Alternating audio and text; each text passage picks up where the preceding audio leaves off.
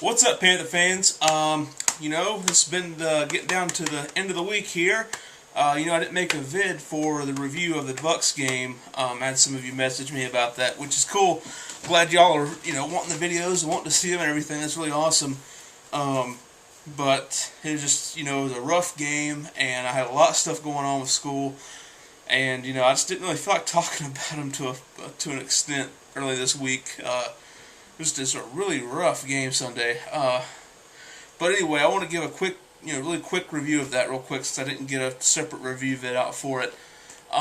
Start off with the good. My superlatives for the game. I actually going to make superlatives for this one, even though I was furious about the performance. But I think offensively, Mike Goodson deserves a superlative. He's starting to play well. Really like what he's been doing. They've been using him a little more than I would think, even putting him ahead of Stewart and D'Angelo at times, but I don't know. I think they're trying to use him as a change of pace. I know he's got speed, he's electrifying, and I think they should get him opportunities to get his hands on the ball, but at the expense of Jonathan Stewart and D'Angelo Williams in the backfield, I don't think they should be doing that. But by all means, kickoff returns, screen passes every now and then, yeah, but not, these up-the-gut runs they've been using him for. I don't really get that. But besides that, he had a good game, so offensive superlative for him. Defensively, it was a toss-up really between Beeson and Dan Connor, but I'm going to go with Dan Connor because, he played pretty phenomenally, and he has the first 2 weeks. The linebacker core has really been the only consistent part of the team so far, and they're playing really well, swarming to the ball, making gang tackles, and Dan Connor is just everywhere. He's a beast this year. Really like what he's been doing. He's been making a ton of tackles, making plays. He's got the only sack for the entire team so far, for goodness sakes. We've got to improve our defensive line pressure, but, he gets superlative for the defense because he played well. Other than that, the story. We lost.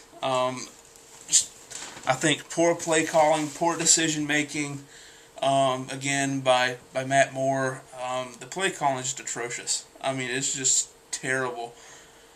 Just no creativity. It's so predictable. I don't know what this is, but and I'm furious they did not activate Armani Edwards. Only carrying 3 wide receivers on the active roster. Didn't even have Dwayne Jarrett in there very often at all. It was usually 2 wide, and they'd put Goodson out at wide receiver or use the tight ends as wide receivers.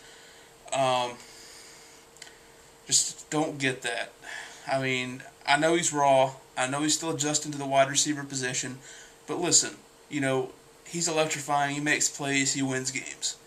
Bottom line. And they've got to get him in there some. Just try him out. I mean, if they don't use him in the Mountaineer package, just stick him in there one or two times at wide receiver. I mean, I think you'll get good results. He'll get you yardage.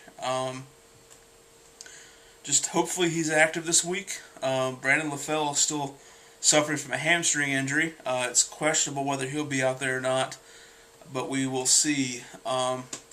Especially if Brandon LaFell's out again, you've got to put him in. You've got to put him in and just see what you got.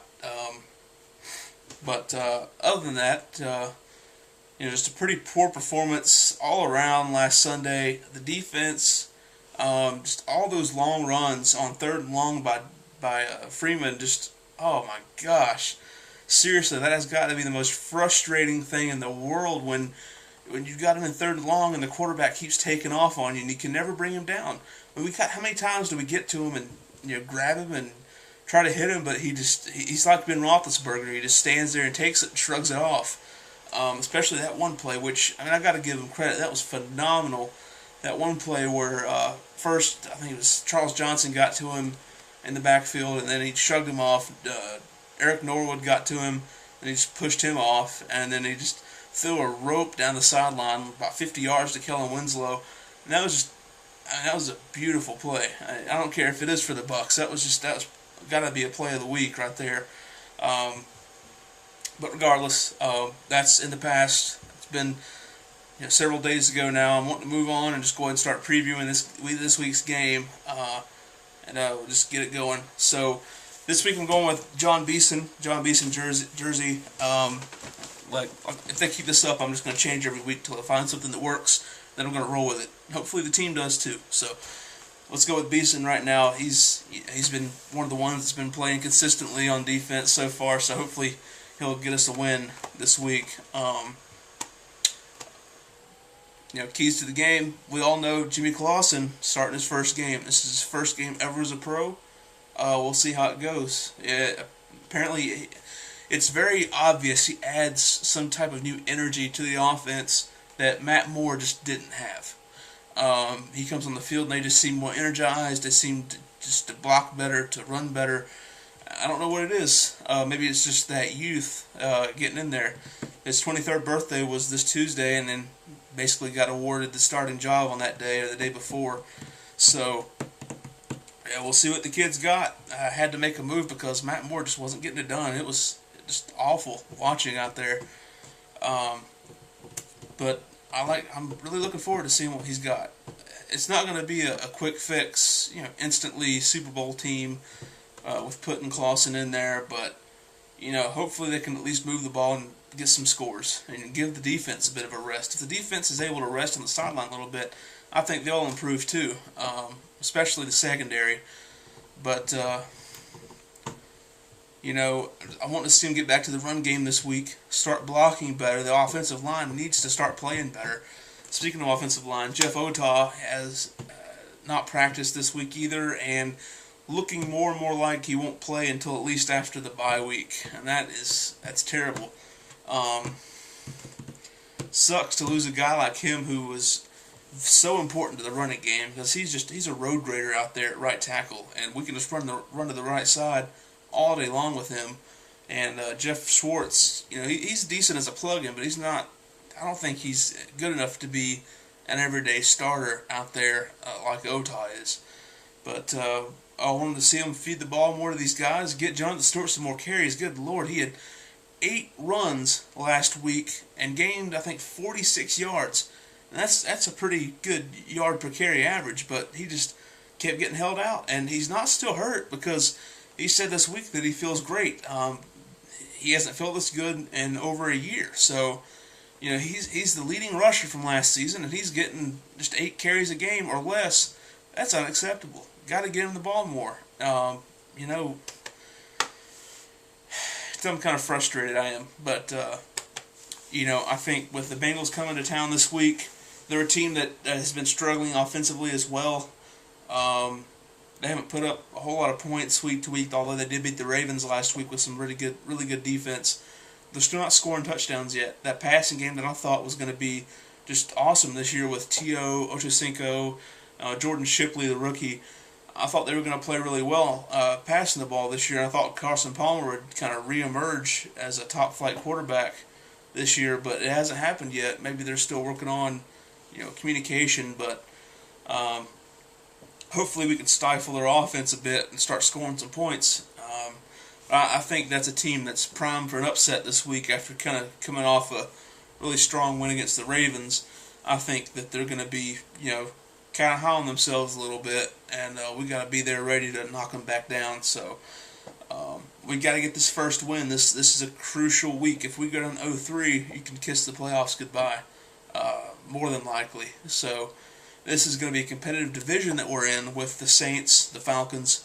It's going to be hard to pass either one, but I think if we get hot, we can pass one of them and grab that wild card. But we've got to get it going. And I did read today that they're trying something different with practice. They had them out there in shells today, which they usually never do on a Tuesday. This is Thursday. See, my week is all backwards. Had them out there in shells, which the players liked it, and it was kind of a nice break for them. But they were saying that in exchange for that, there's got to be no more mental mistakes on the field. No more. And apparently they've kind of taken that attitude to heart from what I read. So hopefully they come out this week and really play well, exert themselves. Apparently from what I've read, it's not a problem of speed, because they've got a ton of speed. It's not a performance problem per se. It's just that they're just really off on timing and things like that. Because you saw, there was a couple plays last week. David Geddes wide open down the field, and if Matt Moore hits him, that's a touchdown. Same with the one off Dante Rosario's fingertips. If Matt Moore can put it in his hands, then that's a touchdown. And think about that, 14 points like that. That's a whole different game. We just might have won. So I think we just got to be smarter with the football, protect the football, don't turn it over, and just start playing. Defensively, the defensive line has been suffering so far since that awesome performance in preseason. Now they only have 1 sack on the season so far, tied for last in the league, and that was by Dan Connor, middle linebacker. So, defensive line has to get some pressure. We are supposed to get back Tyler Brayton this week. We're supposed to get back Lewis Leonard this week. So hopefully those guys make a difference. Because I know we were really short-handed there last week. But I think this is a team that we can get some pressure on if we really play hard, play intense. And this is a different year, being that Fox's last year is likely this year. They're playing differently, they're coaching differently. You're going for it on 4th down, 4 times last week? Very uncharacteristic for Fox. I think that's kind of shows desperation on his part. But he's doing things that he would have never done before this season, like announcing Monday that Jimmy Clausen was the new starting quarterback. He normally would never do that. He would wait, till Thursday, Friday to announce a starter. It's really interesting, but hopefully this team turns it up this week and is able to get a win. I think it's going to be a very, very tight ball game. I think it'll be less than a touchdown. Whoever wins is going to win by less than a touchdown.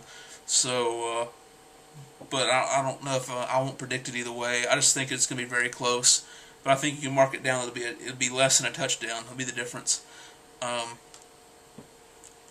Either way, I think that's all I want to talk about right now. I want to throw in there about Thomas Davis. He did announce today that he is aiming to be back by the game. I think it's November 14th against the Bucks.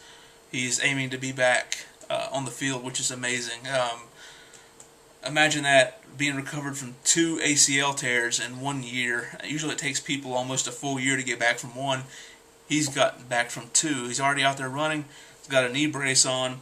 But I hope they don't rush him back. I really hope they don't. I know he's trying to get out there and play a little bit because he's in a contract year.